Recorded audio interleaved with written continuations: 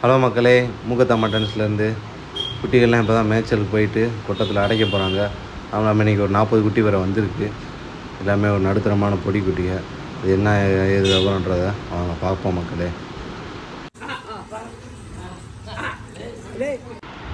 இன்றைக்கி வந்த குட்டி எல்லாமே இந்த மயிலம்பாடி தான் அதிகமாக வந்திருக்கு. மயிலம்பாடி ஒரு 30 குட்டி வந்திருக்கு. மேச்சேரி ஒரு 10 குட்டி வந்திருக்கு.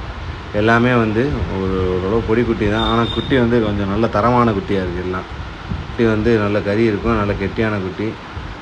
உங்களுக்கு கறி பார்த்திங்கன்னா உங்களுக்கு வந்து ஒரு 7 கிலோவுக்கு மேலே வரும்.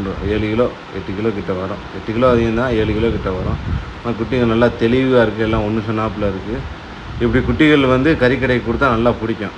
இந்த குட்டி ஏன்னு கேட்டிங்கன்னா கொழுப்பும் கம்மியாக இருக்கும், அதே சமயத்தில் கறி ஓரளவு ஆவரேஜ் நல்லாயிருக்கும். இந்த மாதிரி குட்டிகளை தான் வந்து நம்ம கடைகளில் அதிகமாக விரும்புவாங்க.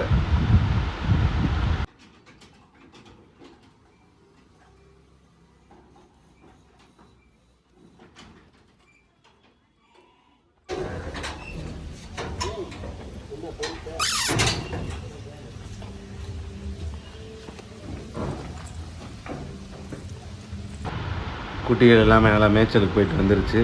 இப்போ நம்ம ஆச்சி குட்டிகளை மட்டும் நம்ம தனியாக அடைச்சிருவாங்க. அந்த குட்டிகள் நம்ம வந்து அறக்க மாட்டோம். நம்ம அது வந்து வளர்ப்பு குட்டிகள். இப்போ தனியாக நம்ம இன்றைக்கி வந்த குட்டியை மட்டும் இப்போ தனியாக பிரிச்சுருவாங்க.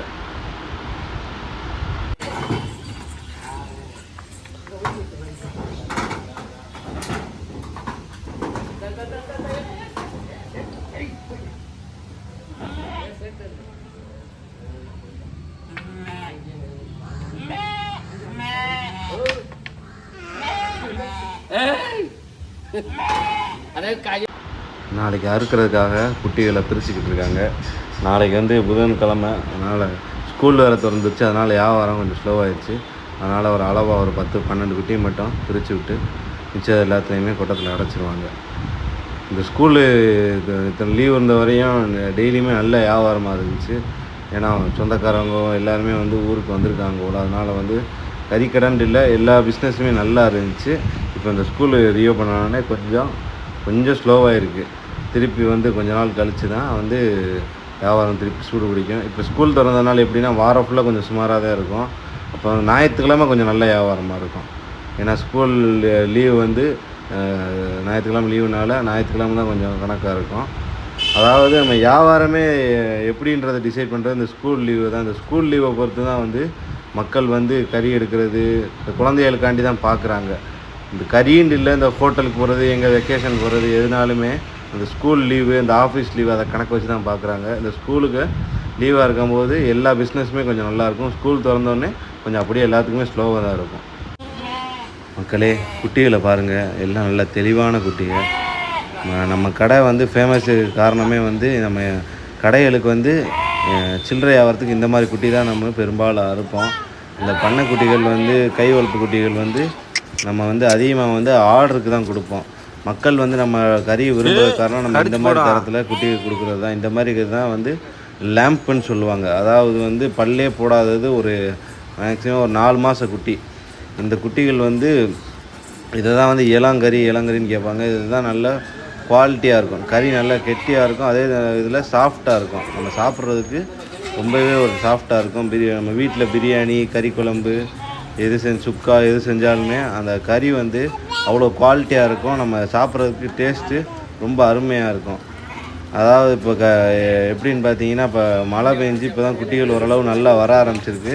ஆனால் இப்போன்னு பார்த்தீங்கன்னா ஸ்கூல் திறந்ததுனால வியாபாரம் இருக்காது. அதாவது இப்போ 3 மாதமாக வியாபாரம் நல்லா இருந்துச்சு. இப்போ குட்டி சரியான டிமாண்டாக இருந்துச்சு, ஆனால் குட்டிகள் இல்லை. ஆனால் இப்போ கரெக்டாக பார்த்தீங்கன்னா குட்டிகள் நல்ல குட்டிகளாக வர ஆரம்பிச்சிருச்சு. ஆனால் வியாபாரம் அப்படியே ஸ்லோவாகிடுச்சு. இதான் மக்களை கறிக்கடை தொழில்ன்ற போது நம்ம எதிர்பார்க்கும் போது வந்து குட்டிகள் அமையாது. இந்த வியாபாரம் ஸ்லோவான டயத்தில் தான் பாருங்கள், இப்போ தான் குட்டிகள் கொஞ்சம் கொஞ்சமாக நல்லா ஏறி வந்துக்கிட்டு இருக்குது. மக்களே, நிறையா பேர் கமெண்டில் கேட்டிருந்தீங்க வளர்ப்புக்கு குட்டிகள் இருக்காண்டு. கண்டிப்பாக இருக்குது. நம்ம இப்போ இருக்க குட்டிகள்லாம் வந்து நம்ம கடைகளுக்கு அறுக்கிறதுக்காண்டி வச்சுருக்கோம். உங்களுக்கு நீங்கள் தேவைன்னா அந்த பக்ரீத் முடிஞ்சதுக்கப்புறம் ஒரு வாரம் 10 நாள் கழித்து, ஒரு மாதம் கழித்து கூட கூப்பிடுங்க.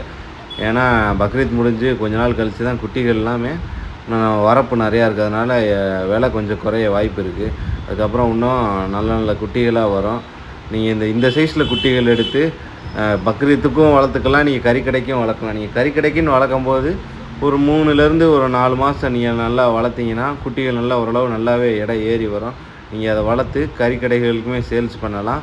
அதே சமயத்தில் நீங்கள் பக்ரீத்துக்குமே வளர்க்குறதா இருந்தால் ஒரு ஒரு 8 மாதம் இல்லாட்டி ஒரு 6 மாதமுமே போதும். ஒரு 6 மாதத்துக்கு முன்னாடியே நீங்கள் குட்டிகள் எடுத்து நல்லா வளர்க்கும்போது உங்களுக்கு குட்டிகள் வந்து நல்லா குட்டிகள் நல்லா தோரணையாக இருக்கும். நீங்கள் பக்ரீத்துக்கு நல்லா பார்வையாக இருக்கும்.